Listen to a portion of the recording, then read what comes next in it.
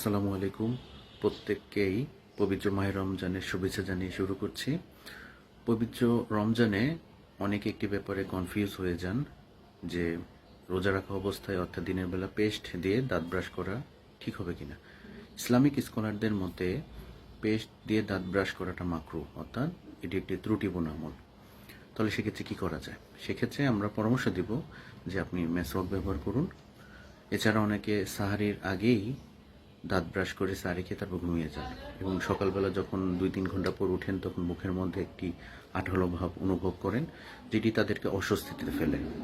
সেক্ষেত্রে আমরা এটাই পরামর্শ দিব যে আপনি সাহারির পর ব্রাশ করবেন। ব্রাশ করে যদি ঘুমিয়ে থাকেন এবং কিছুক্ষণ পর উঠেন, ঘন্টাখানিক পর উঠেন, তাহলে যদি মেসওয়াক করতে পারেন খুবই ভালো। সেটা যদি সম্ভব না হয়, বাসায় না থাকে, তাহলে সেক্ষেত্রে আপনার ব্রাশটি একটু ভিজিয়ে নরম করে শুধু দাঁতটা ব্রাশ করে ফেলতে পারেন। সেটা আপনার আঠালো যে ভাবটি থাকে এটি দূর হবে এবং আপনি কিছুটা রিল্যাক্স বোধ করবেন আর কি। প্রত্যেকে আবারও শুভেচ্ছা জানিয়ে শেষ করছি।